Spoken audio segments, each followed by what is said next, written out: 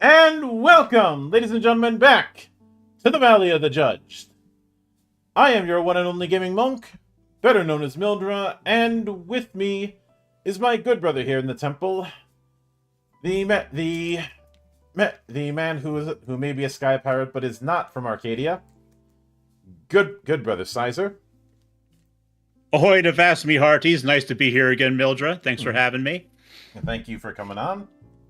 So, we are back once again with more of Ouka Houshin after delving quite a bit into character creation. So this time around, we are diving headfirst into the core mechanics. Though given that it's a group S&E project, some of the core mechanics are going to be familiar to me, and you'll see why in a moment. But Indeed. Liking what we saw last time, hoping that it all rolls downstream into a fun system, just like the ability scores kind of built on each other. yep. So the foundation of this is, of course, the ability check. When you need to do something, you're going to be checking one of your abilities, and just as a reminder, the ability list is strength, physique, dexterity, agility, knowledge, perception, will, potential, and charm. Physique and potential are rarely used on checks, but that doesn't mean they're not important. Yep. I would I would not advise having them as dump stats, and we covered how those stats are generated last week. Indeed. In a game where it's all about becoming a better immortal, the stat that governs being a good immortal potential seems like a bad one to ignore. Well, if you want to have if you want to have techniques, you're gonna need to have that at certain thresholds. Yeah. Now, when it comes to performing a check, obviously the first thing that's required is determining difficulty. We have a nice little chart that does go into the next page of difficulty levels from 0, this is something anyone can do, to 40, impossible, which is something impossible for humans, requires 3 times the limit of human capacity. Super Saiyans only apply. Mm-hmm.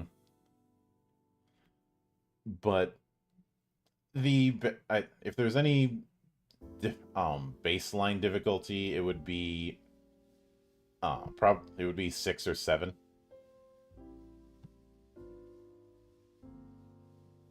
An action that provides a sense of accomplishment for ordinary people, or an action that might be a bit too much Mm-hmm. for ordinary people. Yep.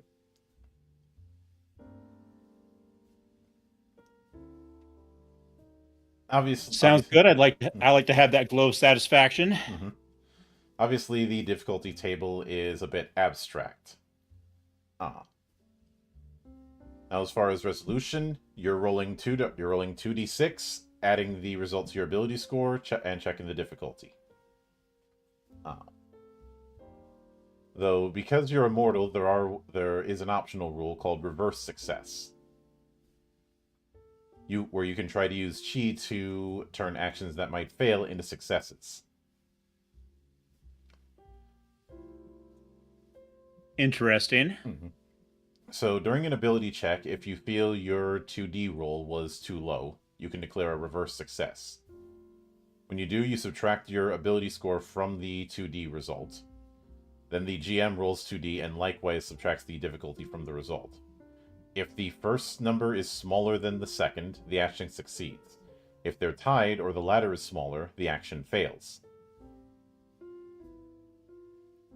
Okay.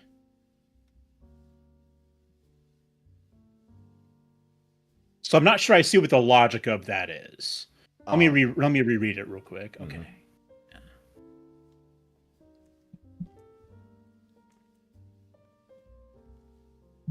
All right. Well, I don't know. What do you think? Uh, this is essentially it's flipping it on its head, and this is something you'd only really want to roll. You'd only really want to declare if you made a bad roll, if you got a 3 or something like that. Yeah.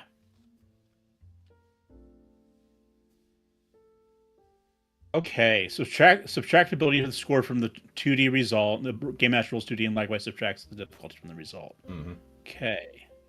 All right. Well, interesting mechanic in any case. Yep. Now, the timing of it, you can declare it immediately after rolling the dice. You cannot declare this after the game master has rolled the dice. And it is advised that GMs should ask, are you going with that roll when a player rolls low?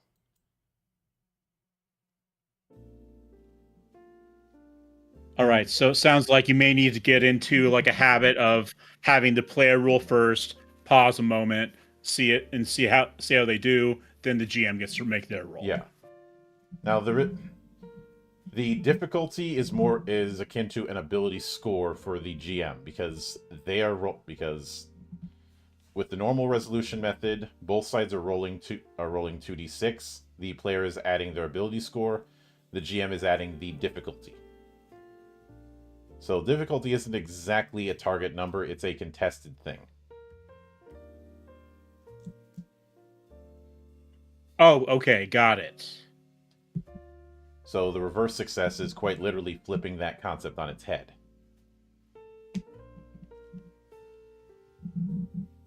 Well, they do make a side note that there's no point in declaring a reverse success if your 2D roll is at least 7.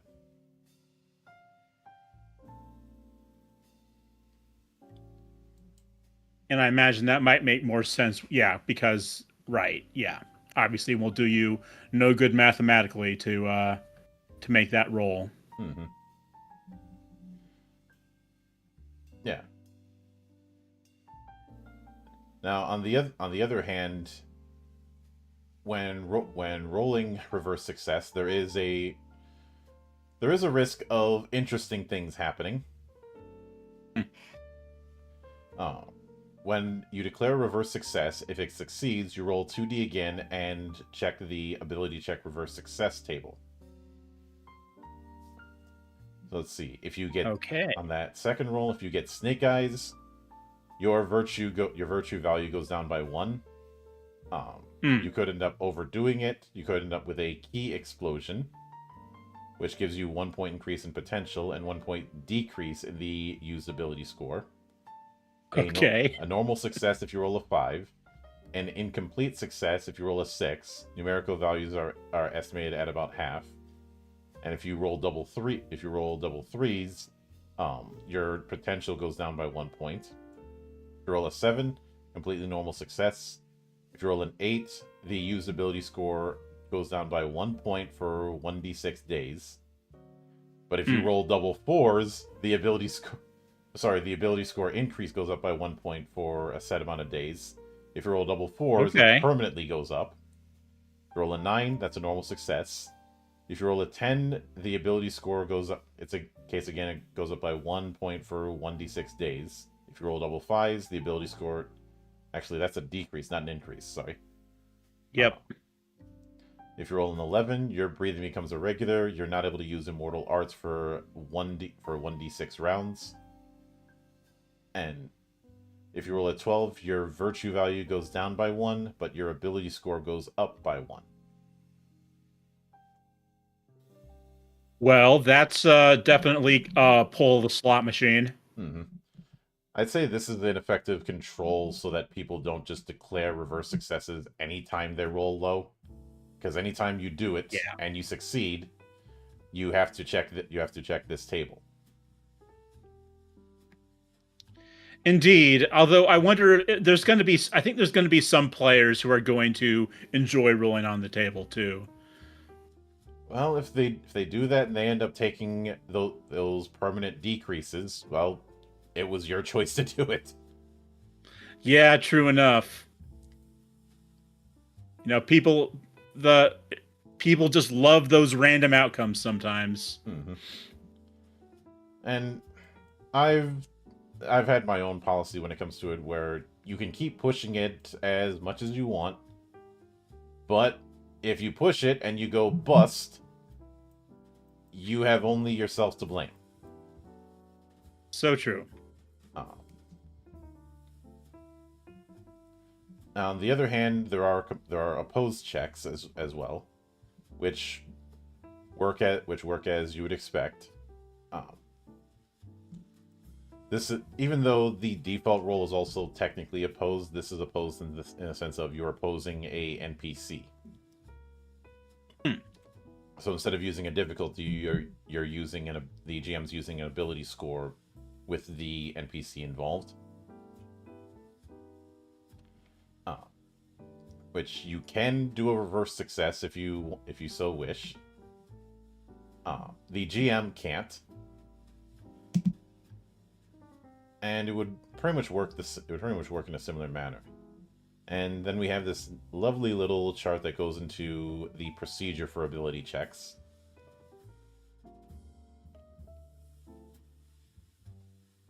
Okay, nice little flow chart. Mm.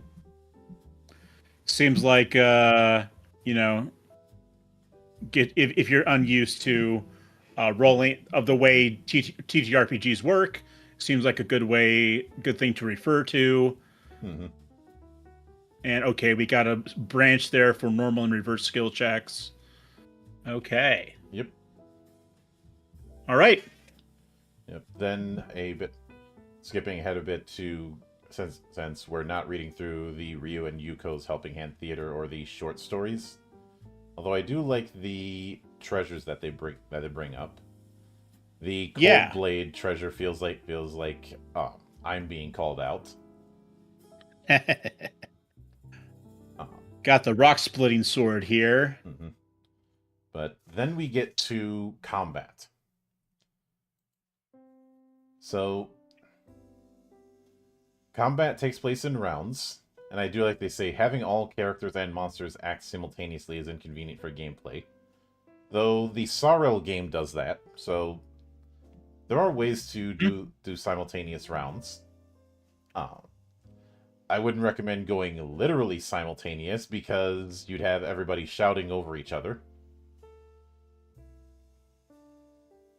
No, yeah, I'll agree. I'll agree to that. Mm-hmm. But obviously, one round is a few seconds of time. They don't do the whole 5 or 7 seconds. It's more of one breath, especially since breathing is a intrinsic part of ki. Hence, if your breathing becomes irregular, you have a hard time using ki. Mm-hmm. It's also why knocking the wind out of somebody is a good way to disable their ki use.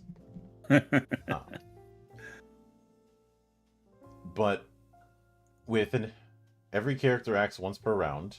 The order that they act is of course through initiative. Before entering combat, a representative of the players and the GM each roll 2 dice. Whoever rolls higher goes first. In case of a tie, roll again.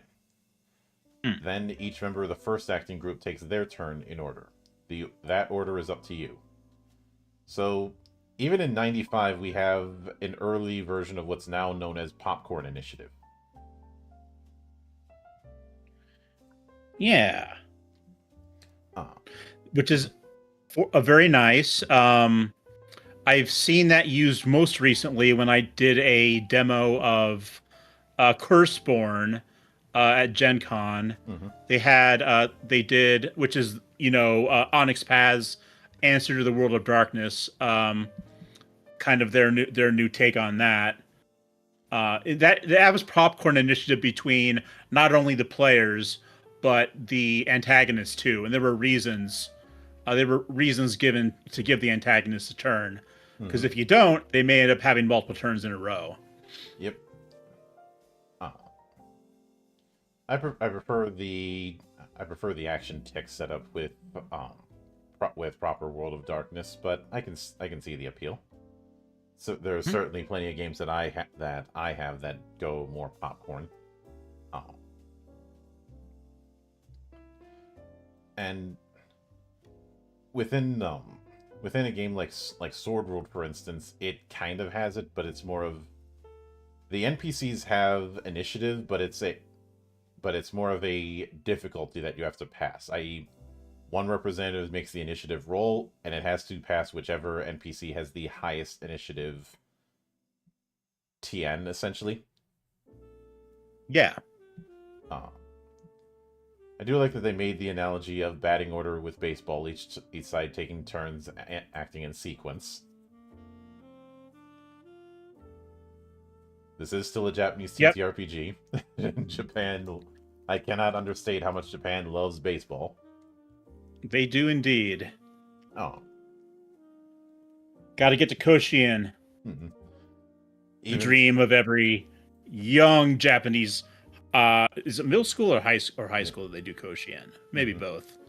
I do know with some of the early suit actors for Godzilla, they either had a background in baseball or sumo.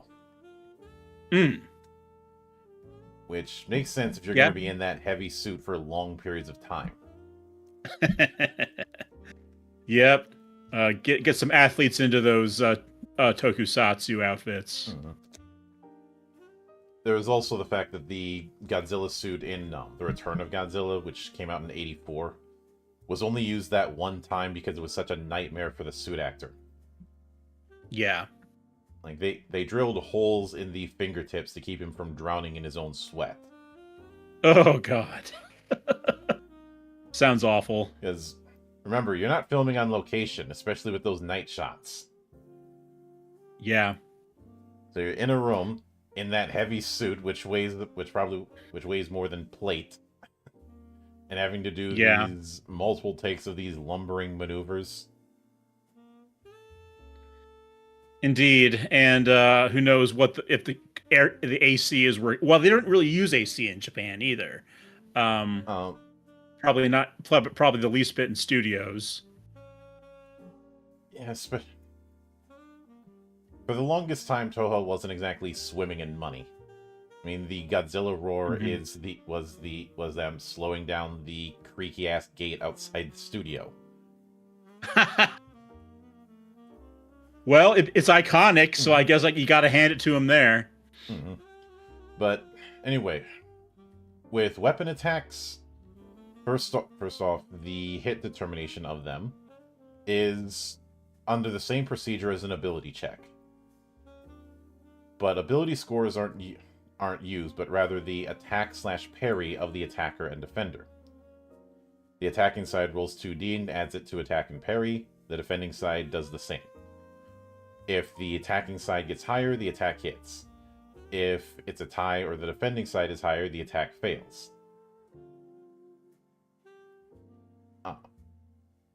Pretty simple. And when it comes to weapons, unless they're immortal treasures, it doesn't really matter to immortals. But attack and parry can be modified based on the material of the weapon. So if it's iron, +1. Bronze, no change. Stone, -1. Wood, -2. Unarmed, -3. All right, so it really encourages you not to just use your fisticuffs. Mm-hmm. Unless you're taking an approach that gives you an advantage in doing that. Mm-hmm. But if a result would become negative as a result of weapon modifiers, treat it as 0. Now, when it comes to armor, unless you're dealing with armor that's an immortal treasure, it doesn't have much in the way of value.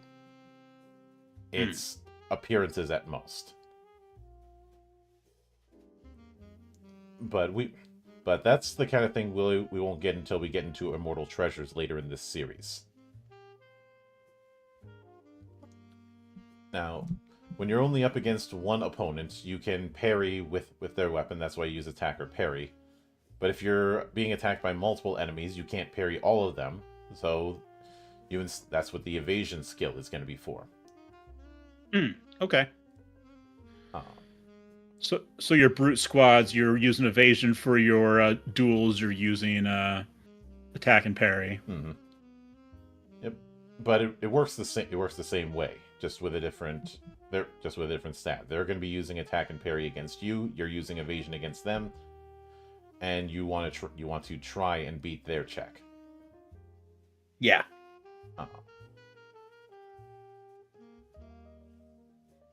The defender can only use attack/parry once per round. If attacked multiple times, they have to use evasion against other attacks instead. Although if you have high evasion, you may choose to use that to defend against all attacks. And after Just simplify, yeah. after determining whether or not the attack hits, then there's the matter of damage. You roll one die and add the attack/parry to the result to get the damage. This includes weapon modifications. Okay, so that seems like attack parry is a highly useful skill in combat. Yep. Now, if an attack hits, the attacking character can attempt a consecutive attack.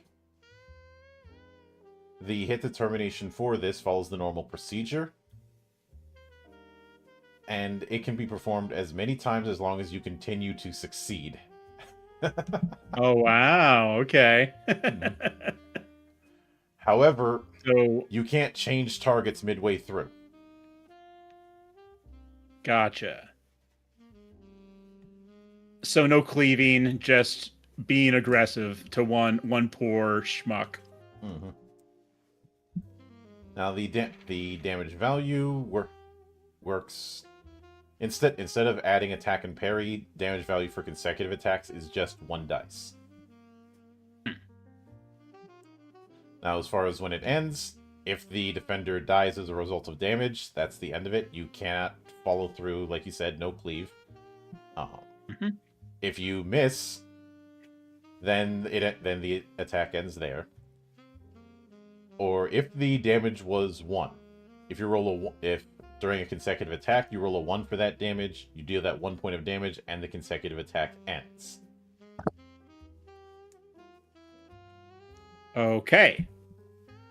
So don't roll those. Keep your rolls high as much as you can. Yep. And of course, much like with ability checks, you can declare a reverse success. Even during hit determination, the attacker can declare a reverse success if they feel their dice is too low. And it works pretty much the same way as reverse successes on ability checks.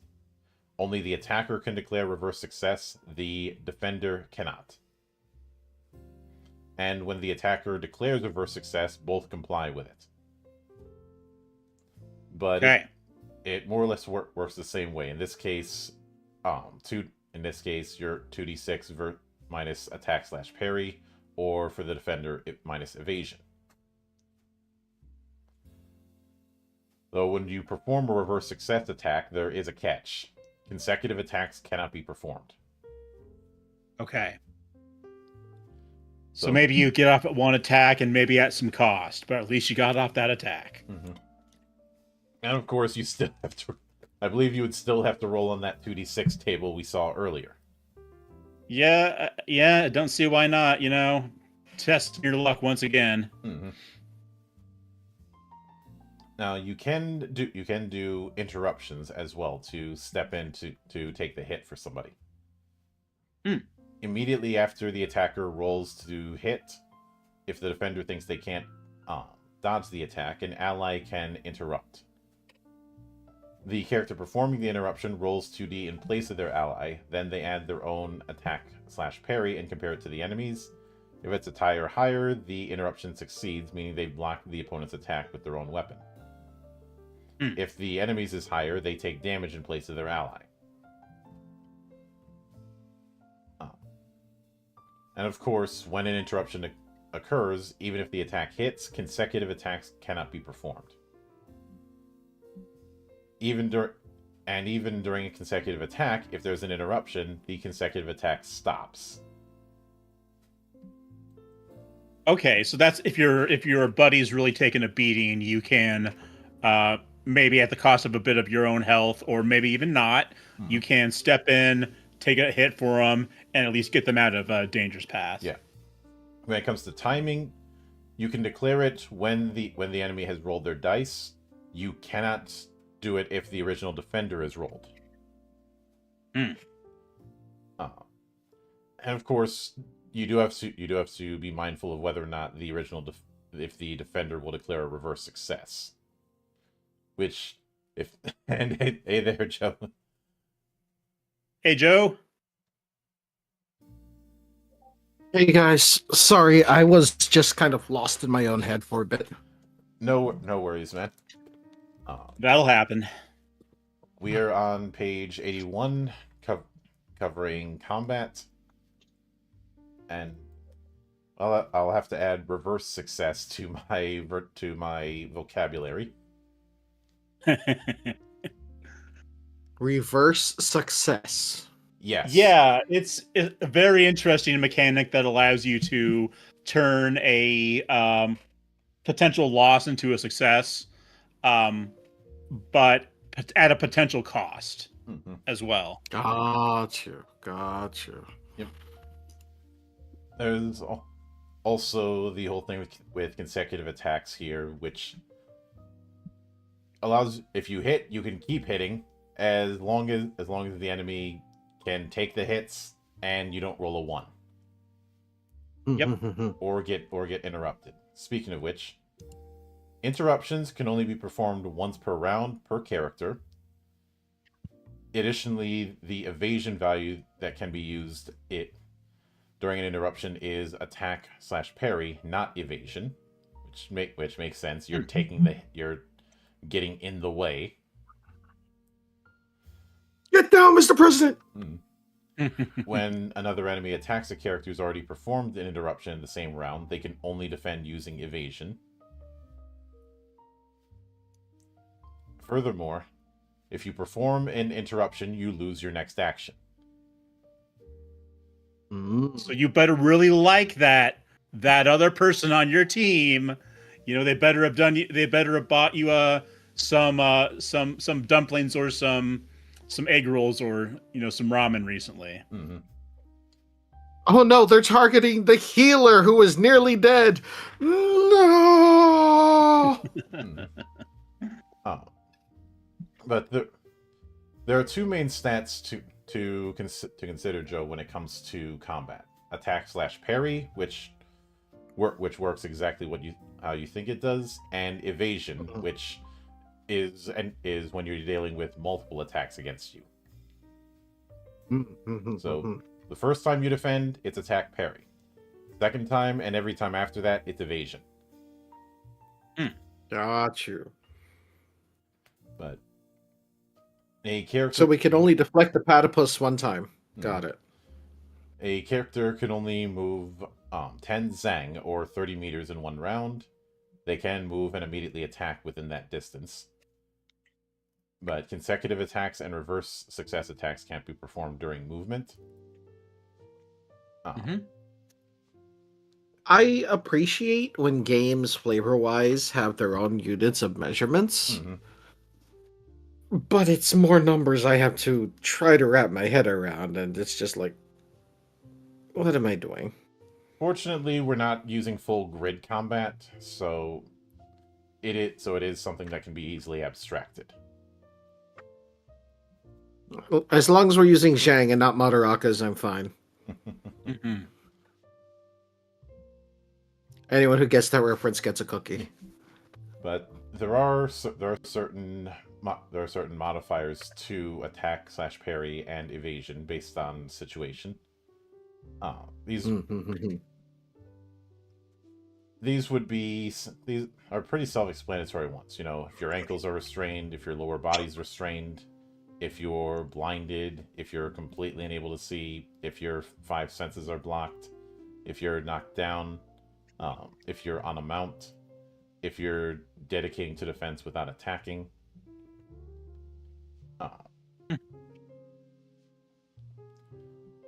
Though with the dedicated to defense, you can't just not do attacks. You can't do immortal arts or anything else but defend.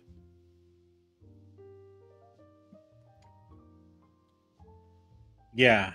I wonder if I haven't checked into this yet. Obviously, we're just going through this chapter at a time, but it makes you wonder if there are any mortal arts that are dedicated to defense. I guess that kind of precludes that, though, if that's how it works. Yeah, the dedicated to defense is basically a total defense action. Mm. When it comes to the mounted combat, it notes compare the evasion of the mount you are riding with your character's own evasion. If the mount's evasion is higher, your character's evasion is also considered to be that value. If they're the same, or if the character's evasion is higher, the modifier is +1. Though, of course, you'd still get the +1 to attack and parry.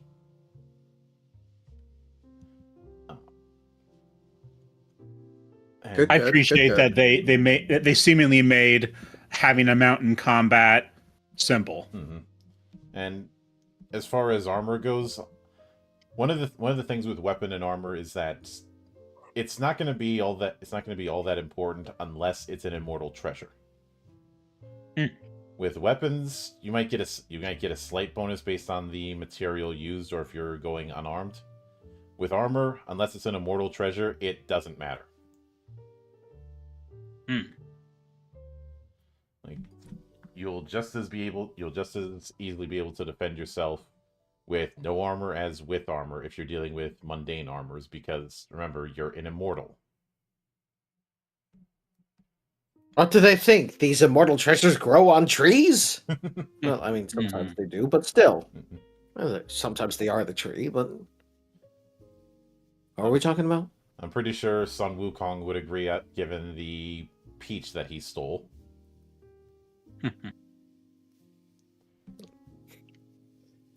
You mean one of his several reiterations of immortality that he took? Yeah, which is the reason they can't just kill him.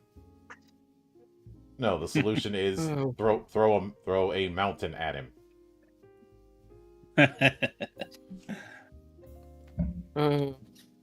Well, really, it was Buddha just dropping have Buddha him out. Hold him down. Seriously.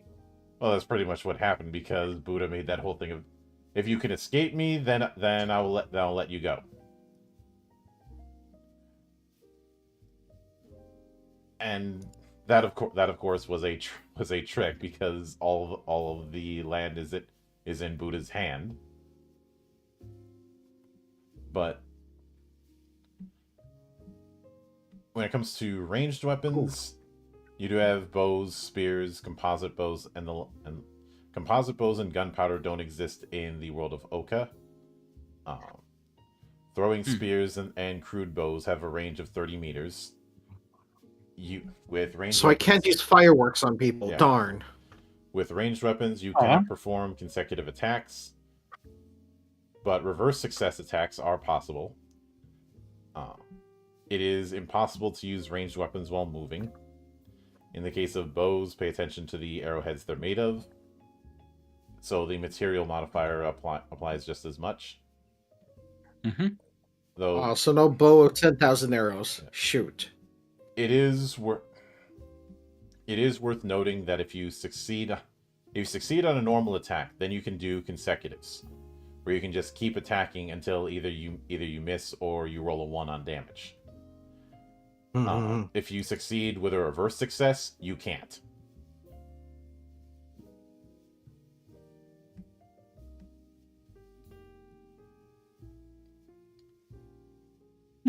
Which I'd say is a decent trade-off, because you're technically cheating with a reverse success.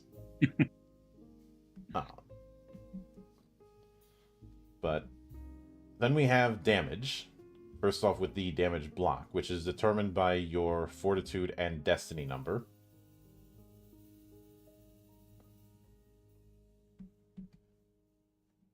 And this is that. It appears you could have a lot. Oh, go ahead. Sorry, Wow. sorry. I mean, that just did not work out. Yeah. You could have a pretty big damage block there, if given enough time and energy. It looks like. Yep. So when you receive damage, you erase that amount from the damage block. And damage received at one time is applied to a single row. Damage is applied to the column with the most remaining blocks. And it looks like Fortitude is the horizontal end of things. Destiny number is the vertical end of things. Hmm.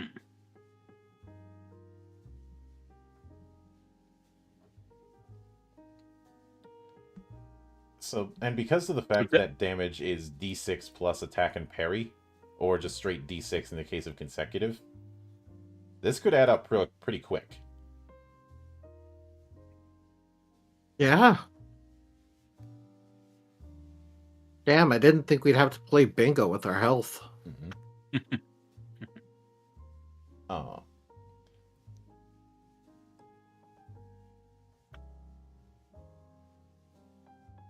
Oh, no, wait. This is more inventory Tetris. Mm-hmm. Yep. A character with a 9/3 damage block representing Fortitude 9 and Destiny number 3. If they get 6 points of damage on that first attack, it would be there. Then 4 points on the second column. Then 8 points on the third column. Because again, the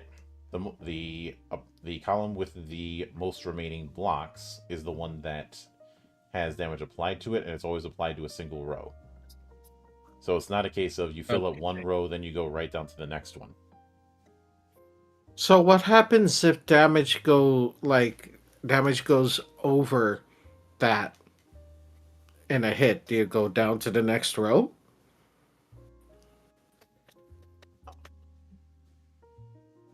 Like if one... I think I get it. Mm-hmm. Like, if you say that you had, like, in figure B, if you had, like, in the second one, you filled off, like, 9 blocks, then the next damage was, like, 3, you would go back to figure the first row, and then, okay, it's hard to describe. Maybe just using the figures they've already illustrated will help us out here. Well, one other thing to note. If any column is completely eliminated, you die. Oh. Oh. Oh. Okay, so having that high destiny number is really gonna help your survivability here. Mm-hmm. Yeah, and definitely having a higher fortitude, because if that person in figure C took 9 points of damage in a hit, they're immediately dead. Yep. Yeah. Now there are ways to recover. One of them is through immortal arts or immortal treasures, and the other is natural recovery. With the former, the amount of recovery is basically indicated in the treasure or art, such as 1d plus 10. When recovering with these methods, you can erase damage from one row by the amount of recovery, only one row at a time, and even if the recovery amount exceeds the damage, the excess is ignored. There are certain powerful immortal arts or treasures that can recover all damage instantaneously.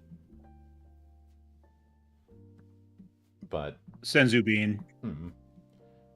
You also have the option of natural recovery. For each day that passes, you can reduce the damage recorded in each row of the damage block by 1 point. Even if undamaged rows remain, the recovery amount for other rows does not increase.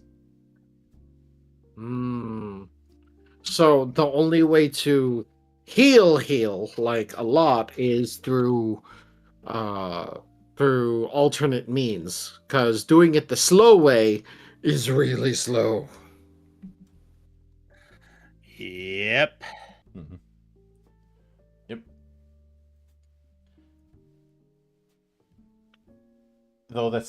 Though ordinary humans can only recover at a rate of 1 point per 9 days in a state of complete rest. Otherwise, it's 1 point per month.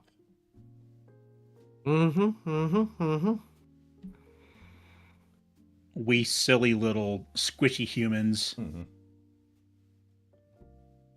And I mean, it's not even for them being squishy humans. Like, even immortals go that slow. Yep. Yeah. Though of course, there are arts and treasures that can recover you from death. Though you're not getting those early on. Yeah, at that point, you might as well just make a new immortal, because, they weren't that immortal to Mhm. begin with, I suppose. Mhm. But But that's okay. It was your immortal, and thanks for the memories, in any case. Joe, I want to throw things at you for making that reference.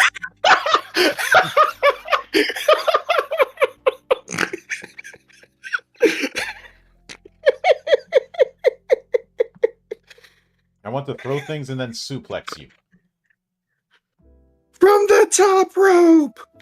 Should I be glad? I was reading the flowchart and missed that comment. Yes. Yes, you should. Okay. Although, if I was very cruel, I would have said the real punishment I should give you is have you read that story, Joe, on your own damn stream. Again? But I'm not going to do that because I'm not that sadistic. Thanks. I did it once. Don't want to do it again. But I do like this. Once again, we have this nice little flowchart for how the die roll works.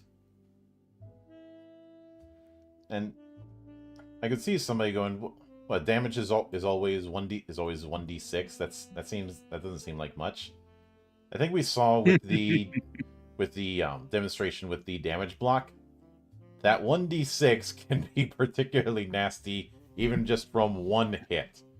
So imagine how nasty it gets on consecutive hits. Yeah. Yeah. And it's not just 1d6, it's 1d6 plus your attack/parry skill value. Mm-hmm. For the first hit. For consecutive, it's just 1d.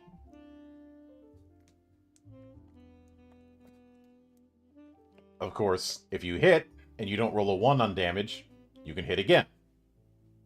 And if that succeeds again, you can do it again.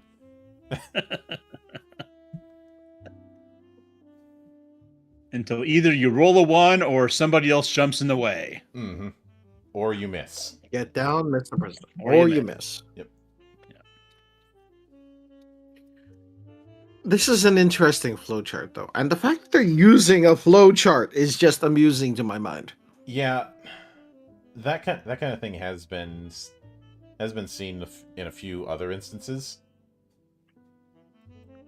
Listen, the only time I've ever seen a flowchart in terms of a tabletop role-playing game is when the wizard should cast Fireball. I think I've seen that. It's been a while, though. And it always ends with, yes, the wizard should cast Fireball. It doesn't matter what it is you're doing. They should always cast Fireball. Yeah, yeah. I believe there was one. Oh yeah, I forgot about the you found something flowchart. Oh no. You found something. Is it alive? No. Smash it with a stick. Is there anything shiny left? No. Boring. Find another thing. Or is it alive? Yes. Is it a friend? No. Is it scary? Yes. Does it jingle? No. Is it trying to talk to you?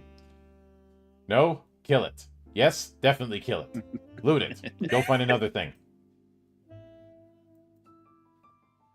I'm gonna put this in the side chat for you guys.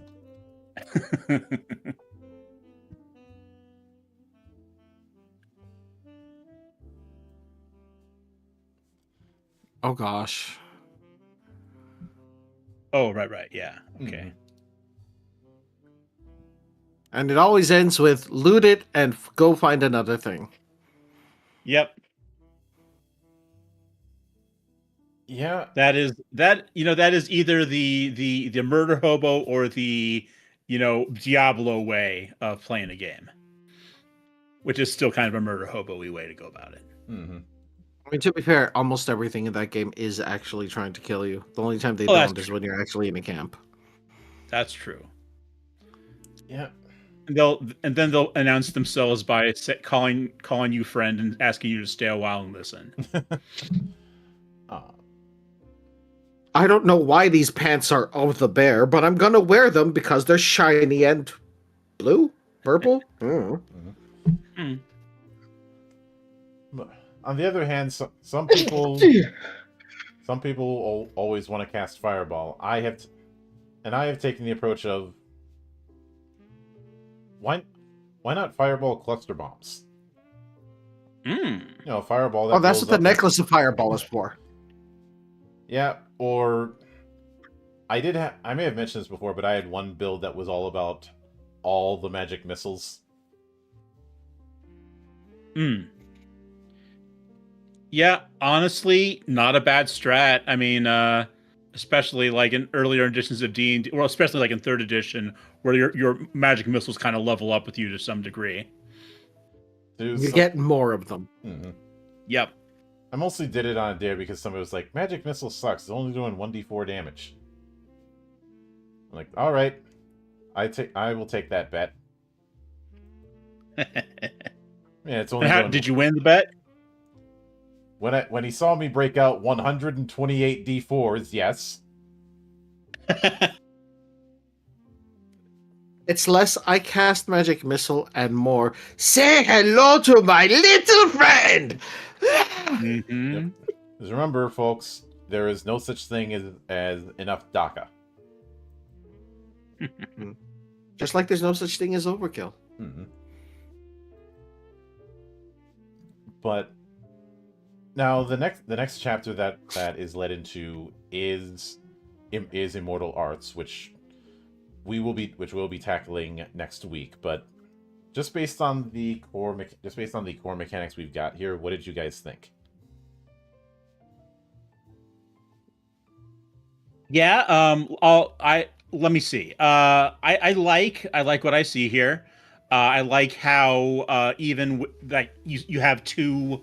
Just looking at the damage blocks, you've got two stats that sort of um make up how much you can take, Mm-hmm. right? And they both matter a lot. Um, so that's clearly meaningful. I like that the combat system is honestly pretty simple, you know, and it's for people who kind of like that. You know, I want to say anime style combat, that which is maybe a little shonen like, where you can get a bunch of hits in and you can kind of imagine, you know, striking your opponent over and over like in quick succession. Pretty fun, pretty easy to imagine. Put yourself there. I like the dramatic potential of the interruptions.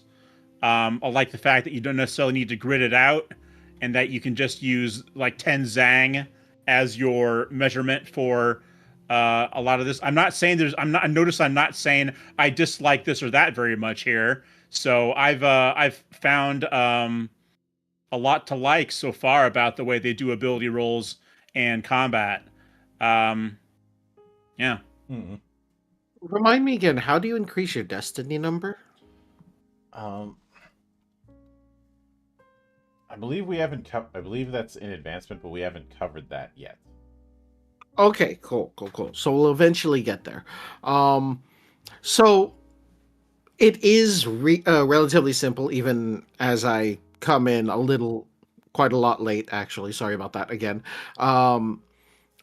I do like the fact that even though the damage doesn't feel like a lot, when you do compare it to what your actual life total is and how it's recorded, it is terrifying. But that also means it's the same for your enemies. So if the great demon king of the west that you are fighting against, their entire damage block is like their destiny number is 7, that is a fight. Yeah. But it also makes it feel like a proper adventure. And it's rather easy for you to stat something of your own, because all you need to do is take a look at the damage block after seeing what the party's been doing and go, what's a good challenge for them? I know. Yep. And go ahead. This also means that there's ways to, even though combat is highly lethal, there's always ways to mitigate the issue. Hmm, hmm.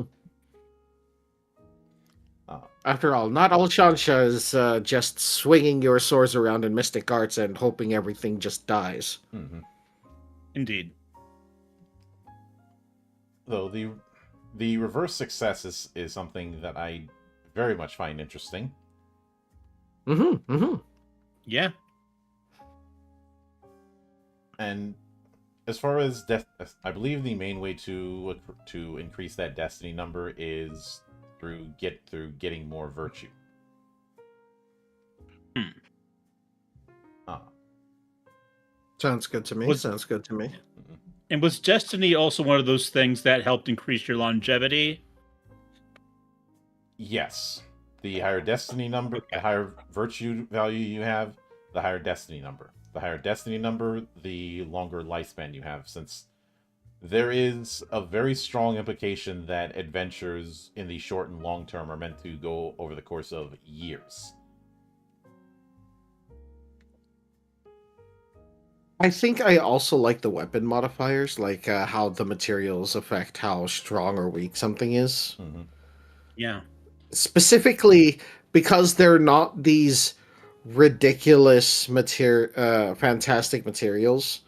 Like I'm going to guess jade, something made of jade for like some kind of mystic immortal artifact is going to be there, but I don't think that would be the weapon. Uh, or if it is, then it would reference, hey, this is what the modifier is. It's rare, and you don't really see this kind of thing. Instead, it's like, yeah, the strongest thing we have is iron, which is relatively easily available, Mm-hmm. and it's just a +1. Yep. Or you can punch So things, which is a -3. Mm-hmm. I'm interested to see if we get stronger materials once we get into immortal weapons. Yeah. And I think there'd also be like some kind of like spells or special abilities that would also turn whatever weapon you're using to be classified as something else. Because I can't imagine that they would just allow your mundane weapons and fists to just do negative amounts of damage Mm-hmm. if you had some kind of mystic capabilities in order to like improve them. Yeah. Uh, there are degrees of immortal treasures. Some of them are weapons, some of them are not. Uh, a few of them are tied to particular caves. Though, when I spoke with the matter with Zan, he had referred to the cave. He said a better term for the caves would be sects, since a cave in Qiansha it means something very specific. It's usually the home base of certain immortals or gods or the like, kind of their own personal demi-plane. Um, but I will note this when we get to it. Um, there are rules for crafting your own immortal treasures. Mm. And Which is nice. it is kind of funny that even a game in 1995 understood that people want to make their own magic items, and yet a game that's been around for longer seems to struggle figuring that out. Admittedly, I think it's because like people will make up whatever the heck they want, and this game will actually makes it like very easy to customize everything to your adventure. Yeah. The I know when it comes to the whole magic item creation in more litigious games, somebody inevitably will say, "Well, just house rule it." Um, that should that is all well and good, but providing guideline is just as important. Yeah. Like house ruling is okay, really, it is. Just let me know like what the rules are so that I can make my own thing and not just like bullshit something in and then realize later, Oh, I might have made that shit a little too powerful by accident. Oh well. Mhm. Uh, I should also note that when it comes to making treasures, they take a long time. Yes, they should. They're immortal treasures for a reason. Like And the we're Like talking anything in the about, Shelter novel. Oh, go ahead. I was just going to say, we're talking about years in scope, I believe. Because we were talking about that a little bit in character creation, how it typically takes at least, at the very least, months to get some kind of useful um, device or training out of your cave. Mhm. Yes. Yeah. Like they're mortal for a reason. Treasures don't just become treasures overnight. They don't come out of a blacksmith's smithy like already like this amazing thing. No, they need a history. They need energy flowing through that shit for a long ass time. Yeah. I would say I would say a parallel to Immortal Treasures would be something like Noble Phantasms in Fate. And I know I've made that analogy before, Exactly. but it keeps applying. A Noble Phantasm in Fate is just as much of a representative of the heroic spirits associated in mythos as it is anything else. Uh, Like as an example for shits and giggles, take Robin Hood. Mm. If any other character, if any other character character off the bat is using a bow, whatever, that's just a bow and arrow. Robin Hood, with his fame, his history, the stories about him, you say this is the bow of Robin Hood, you expect that shit to never miss its mark or some shit like that. Mm-hmm. we have a literal example with Gade Bolg. You know, the spear of Yes. Kulin, Mm. which does not miss. Yes. Not only does Never not misses. miss, the wounds it causes cannot be healed normally.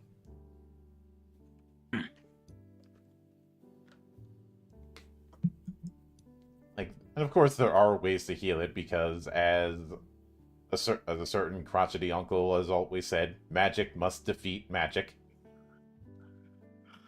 Mm-hmm. Hold on, let me get my blowfish. Uh, and in that in that same vein, having a immortal treasure is is a representation of that kind of thing. So of course it Mhm. should have its own mythos. Uh, it's for that reason that I really like, even if it was just a mobile game that I can't even that you can't even play anymore. I really like the uh, swords of the Nameless King in the game God of Blades. Mhm. Because the idea when you were unlocking them is you were unlocking memories and history from what was left of the world that the Nameless King reigned over. Each weapon was wielded by someone of renown against the Devouring Dark, and Mhm. their stories did not end well. Mm. Uh, but I will note when we get to Immortal Arts next week. I just did a quick look. Reverse successes apply there just as much as anywhere else.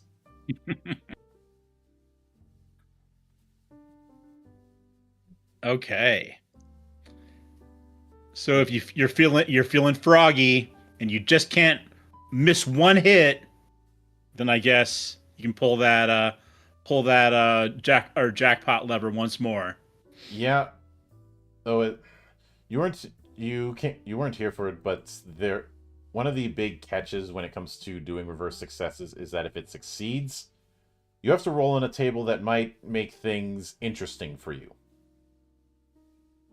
Yeah. Including things like permanent ability gain and loss. Mm-hmm. So and that particular roll can't be modified, so you don't know what you're gonna get. Yeah. Oh. Sometimes you might get the best case scenario and you get nothing. Mm-hmm. And if you roll doubles of anything, something special happens. Though something I do But find pretty interesting interesting. is there isn't a automatic success or critical with this setup. We didn't see anything if you roll boxcars or if you roll snake eyes. Ooh. Or doubles. Mm-hmm. Because, something with 2d6, I would think that maybe doubles is or something. Yeah, there isn't anything like that here. Now we might end up encountering something like that when we cover Immortal Arts, but so far we didn't see anything like that. Even though there is that movement of 30 meters, this feels more of a theater of the mind kind of game than anything else. Yeah. Mm. Which I'm honestly fine with. I don't hate grid combat, but as I've mentioned in the past, I think some people apply grid combat when it doesn't fit. Mm. And I've seen people try and use D&D style grid combat for a wuxia game, and I'm like, considering that, why are you limiting yourself to one 30-foot movement action for a wuxia game? Have you not seen a wuxia movie in your life? I think there was a similar thing with a mech project I was looking at that was trying to draw from Armored Core, and I'm like, why are you only doing one movement action in a game where you're always supposed to be on the move, otherwise you're getting filled full of holes?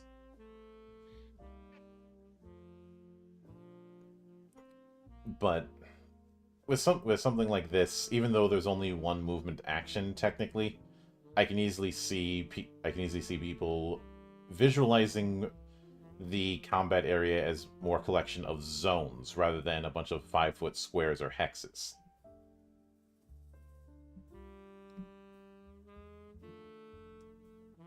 That seems to be the energy that we've got here. And if you you come up against a team of other immortal rivals, you could all kind of choose to square off against one and go into your own zones and fight it out, duke it out. Mm-hmm. It is interesting that attack and defense is one stat. Although it's one stat that you can only use once. Because we've seen games try and heavily restrict doing combo attacks or doing consecutive attacks. The whole, oh, you get these extra attacks, but you take a penalty for each one after the first.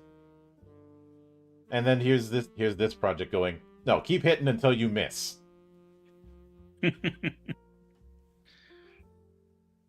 Putting the fun first is definitely what they're doing there. Mm-hmm.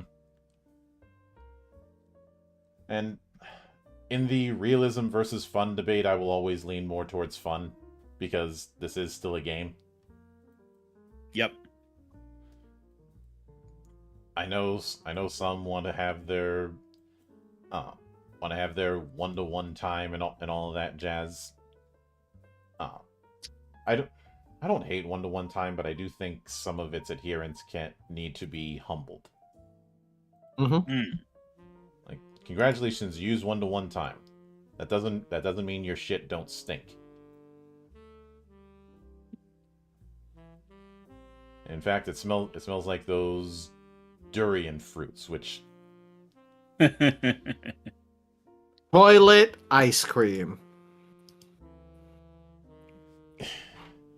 I would. God help you if you ever cracked open one of those durian fruits. They like the fruit Weak itself to high heaven. Yeah. Mm-hmm. Or a rafflesia flower, which smells like rotting meat. Yeah. And this is why video game characters like Yoshi and Kirby just swallow durians whole. That way they don't have to smell them. A Donkey Kong just dove right into one. What are you talking about? Wait, which Donkey Kong was that? The one with the drums. Oh, Donkey Konga. Yeah. Because, Okay. like, at the end of the episode, there would be, like, a giant version of the fruit that he would just, like, drill right into. Yeah, I never played that one. No, I didn't have the. I guess you had to buy. It was a whole thing because you had to buy the drum peripherals with it. So Yeah. But at the same time, like, I didn't buy it either. I just saw the videos, and I'm just like, wow, no, do not. Please do not. I think I saw that somebody beat Dark Souls with the conga drums, or something along those lines. Maybe like with like a Guitar Hero guitar or something like that. Yeah, that's happened. There's even been cases of winning with of playing a game with a banana.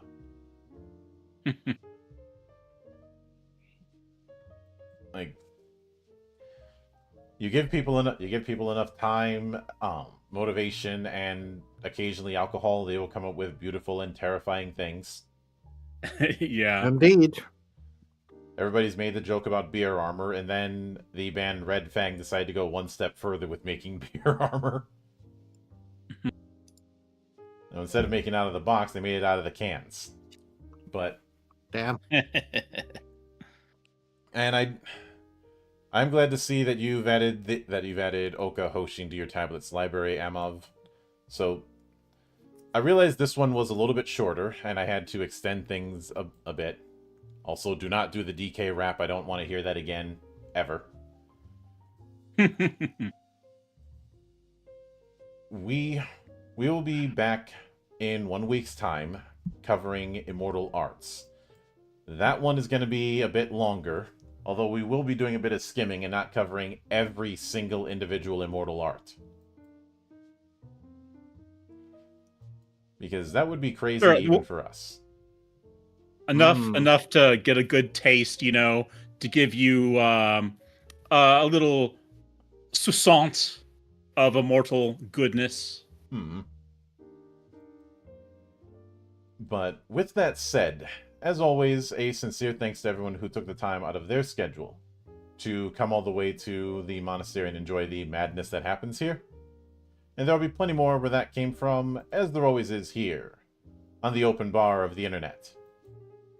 But until then, on behalf of the good brothers present and not present, my name is Mildra. I am your gaming monk. Stay fucking frosty, everybody. Bye-bye. See ya.